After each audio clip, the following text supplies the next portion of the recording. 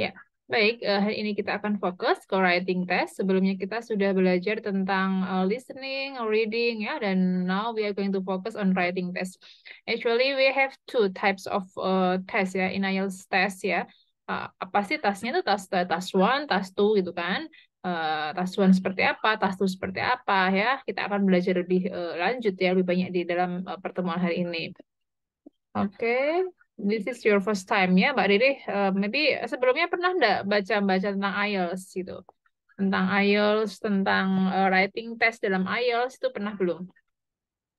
Kalau itu belum pernah, Bu. Kalau apa namanya, seringnya saya masih belajarnya tentang TOEFL gitu, belum ke IELTS. Oh, it's okay ya. Next ya, at least you pernah terpapar dengan English ya, dengan literatur seperti ini ya. Siapa tahu nanti bermanfaat ya. Coba kita cek. Oke, seperti apa sih writing ya, writing IELTS ya? Dalam writing IELTS ada dua kan, ada dua tas, ada tas one, tas two, dan ini nanti ada berbagai macam tipe-tipe dari pertanyaan itu gitu.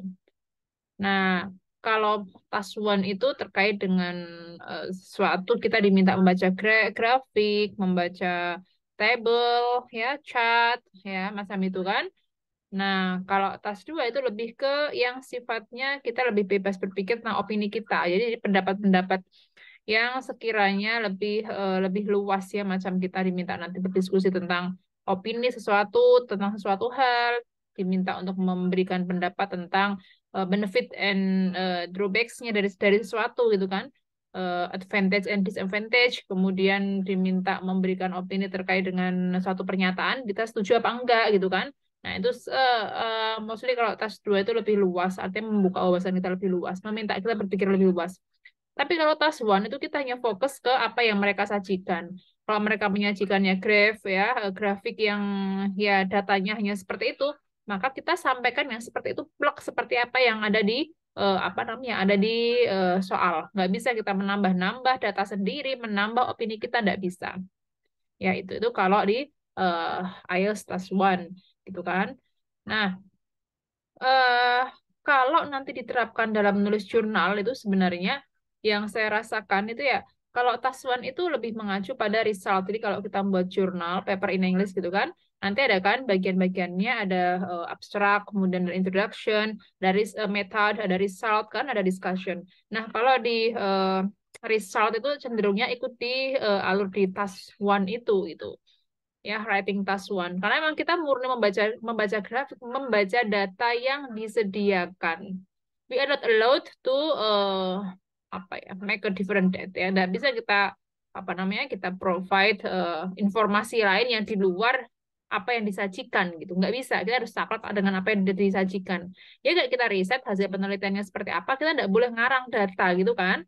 Jadi uh, you have to ensure that our data is correctly ya, correct, really correct ya, benar-benar harus benar, itu nggak boleh ada yang salah itu. Akurasi itu sangat penting dalam writing task one, itu ya penting. Kemudian itu task one ya. Kalau task two itu kalau saya rasa itu lebih mirip dengan apa kalau di paper itu macam discussionnya ya, discussionnya. Jadi bagian discussion itu kan kita lebih banyak ke explore ya, pendapat kita didukung dengan teori begitu ya. Nah, itu pun demikian di writing task two.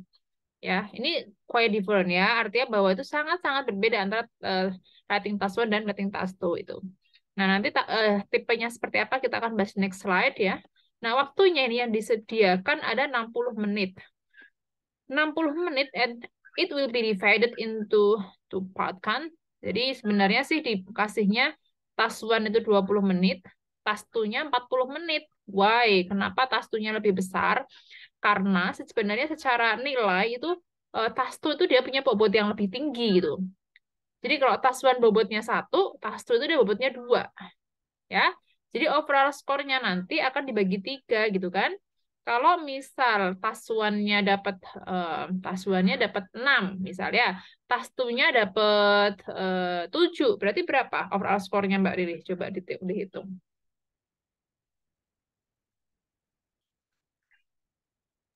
13 ya, Bu. Coba ya, berapa? Misal nih, tas one-nya dapat 6 ya, skor 6. Tas two-nya dapat 7. Sementara tas one bobotnya 1, tas 2 bobotnya 2. Maka skor akhirnya berapa?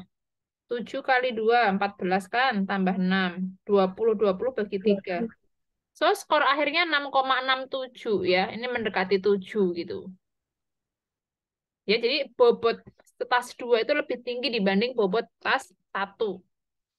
Sehingga kita harus betul-betul apa ya, memperhatikan kita jangan sampai ada yang terlewat di tas 2 itu. Tapi ini bukan berarti bahwa tas 1 itu jelek gitu ya. Tetap tas 1 itu penting gitu kan. Dia make a point, tapi kita harus aware bahwa kita harus spend waktu lebih banyak di tas 2. Karena tas 2 itu bobotnya lebih banyak dibanding tas 1 gitu. Ya. Tadi ya, tas 2 itu 40% dari, 40, sorry, 2/3. Sementara tas 1 itu hanya 1/3 bobot nilainya. Ya, kalau misal tas 1 dapat skornya 8 nih, tapi tas 2-nya dapatnya 5, maka akan anjlok. Coba kita cek. Kalau misal tas 2-nya dapat 8, janganlah ketinggian, 7 misal. Tas 2-nya dapat 5 ya, 5 kali 2, 25 tambah 7. 32, 32 bagi 3. Sorry. Tadi berapa tes tas 1-nya? Coba ulang. Tas 1-nya dapat 7 kan? Kalau tas 2-nya dapat 5, maka kita tambah 10 kan? Bagi 3. Maka skor akhirnya hanya 5,6. Bisa nggak Mbak Riri menghitung? Nggih, bisa, Bu. Nah, skor akhirnya 5,6. Rendah sekali ya. Walaupun di tas 1-nya dapat 7, tapi tas 2-nya itu tadi ya jeblok dapatnya 5, maka dapatnya akan rendah nilai akhirnya. Sebaliknya, kalau di tas 1-nya, tak balik tadi ya, tas 2-nya yang dapat 7, maka 7 kali 2, 14 kan. Ditambah tas 1-nya dapat 5, misal 19. Bagi 3, masih dapat 6,3. Ya, jadi tas 2 punya bobot yang lebih tinggi. That's why we have to spend more time in tas 2. Tapi ini bukan bermaksud kita harus mengesampingkan tas 1, enggak ya, semua penting. Tapi kita harus make sure kita spendnya harus banyak detailnya, number words-nya juga nanti kita harus lebih apa ya, menekankan di tas 2 ini harus kita perhatikan betul. Ya, oke, next. Nah, seperti apa sih tas 1 tuh? Nah, seperti ini kurang lebih ya. Tas 1 akan diberi waktu kurang lebih 20 menit. 20 menit secara tekstualnya bunyinya begitu. Tapi nanti akan menyesuaikannya. Kayak saya misalnya, saya merasa ya, for me it is easier to write in task 2 rather than task 1. Saya merasa task 2 itu lebih gampang karena kita bisa apa namanya? Bisa explore idea, bisa memberikan opini begitu ya, lebih luas gitu kan. Karena emang saya mungkin basic saya suka nulis artikel, saya suka nulis opini gitu ya. Jadi saya merasa lebih mudah daripada task 1 gitu kan. Sehingga kadang task 2 itu saya lebih cepat nulisnya. Tapi kalau task 1 karena saya terpaku harus sesuai dengan data yang disediakan itu kadang malah mentok di pikiran. Nah, itu it depends the people ya. Tapi secara umum sih harus si IELTS-nya ngasih waktu 1 jam dibagi karena tadi perbandingannya 1/3, maka 1/2, maka yang satu bagian dari 1 jam itu untuk task 1 ya 20 menit kan. Nah, 2 bagian dari 1 jam tadi yaitu 40 menit untuk task 2. Itu ada ideal waktunya pembagiannya seperti itu. Ya. Oke. Nah, tapi kembali ke tadi, kalau memang merasa ini udah selesai sebelum 20 menit, it's okay ya, it's better ya for you to move the other questions gitu. Ya ini hanya patokan dari sananya ya, 20 menit. Kemudian, you have to read graph, diagram, table, chart, map, process. Ini contoh apa ya? Beberapa tipe soalnya ada graph, ada grafik, diagram, table, chart, map gitu kan. Kita harus membaca ya, membaca dan kemudian menumpahkan hasil bacaan kita dalam writing gitu kan. Nah, yang kita gunakan itu bahasanya adalah bahasa akademik.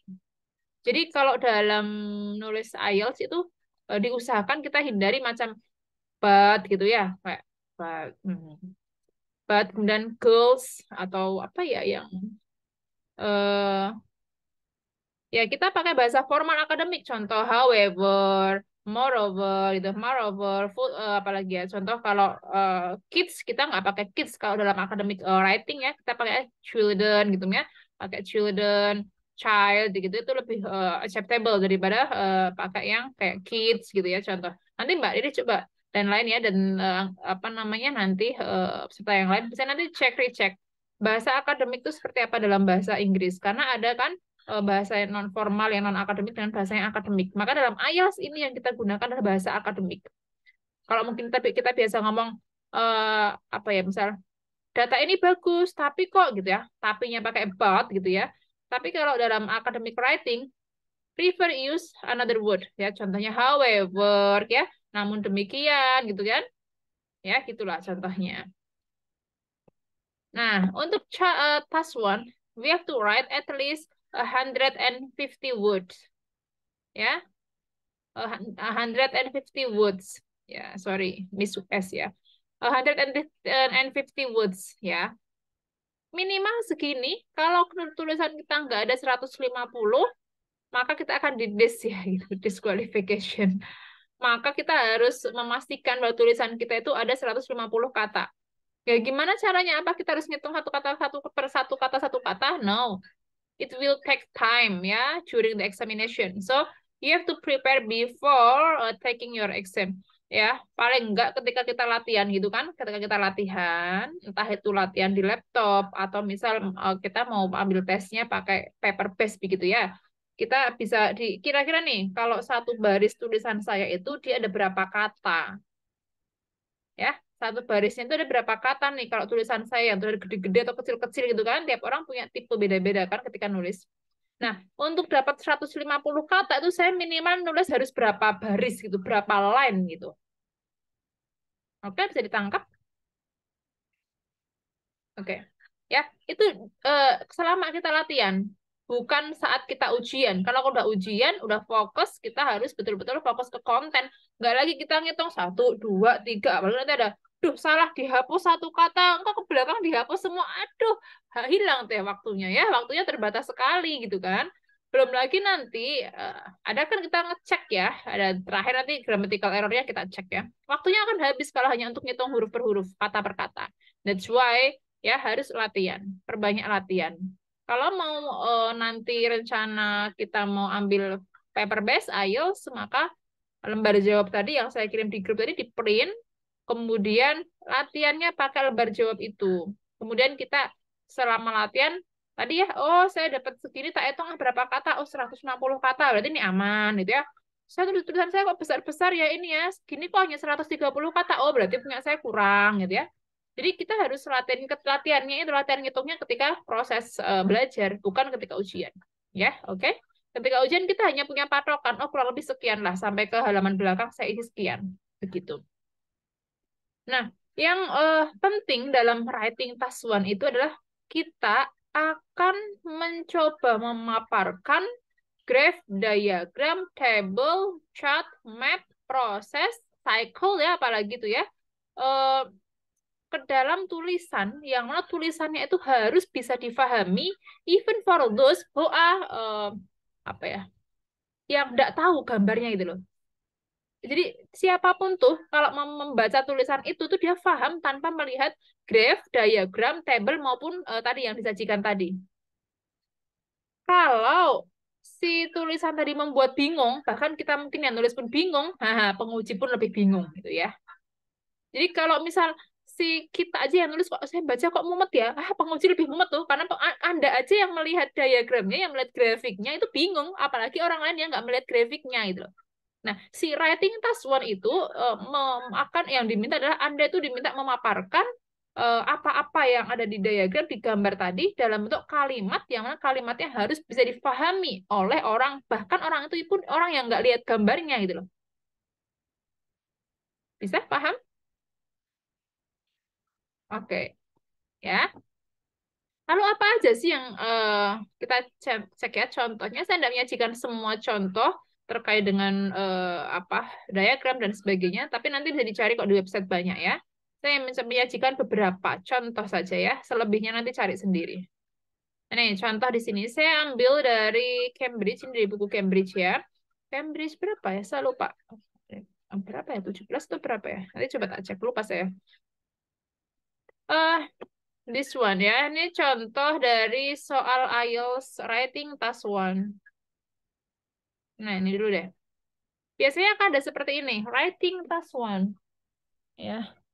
Then you should spend about 20 minutes on this test on this task ya. Oke. Sorry. Ya. Nah, the chart below shows the value of one country's exports in the various categories during 2000 berapa nih? 2015, 2015, and 2016. The table shows the percentage change in each category of exports in this year compared with this year. Ya, jadi kita akan diminta mengkomparkan. Boleh nanti ya. Write at least 150 words. Tuh ya, perintahnya begitu. Kita akan diminta menuliskan minimal 150 kata. Nah, yang kita tulis apa sih? Ya, kita harus pastikan ini perintahnya apa tadi? Table ya. Ya, ini kan ada presentasinya, perubahan presentasinya, ya. Kemudian ini export antara 2016 dan 2015. Nah, kita akan mengkomparkan dan menariknya di sini ini ada dua nih, tidak cuma satu. Kadang ada yang cuma satu-satu diagram. Ya ini kan bar ya, diagram batang ya, bar diagram ya. Ada yang cuma satu diagram, ada yang ini kalau ini dikombin antara diagram dan table. Nah, oke. Bisa dipahami? Dilihat dulu aja. Coba Mbak Riri coba dipahami soal ini. Oke. I give you 30 second.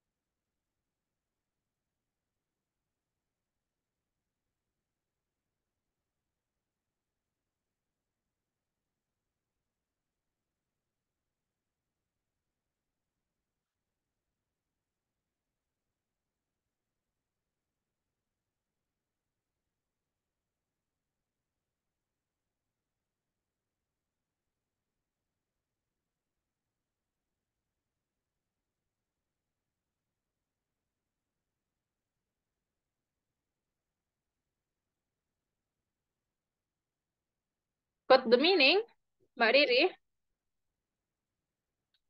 Oke. Paham? Paham, Bu. Berarti di sini kita mencari perbedaan kan di sini ada peningkatan, ada juga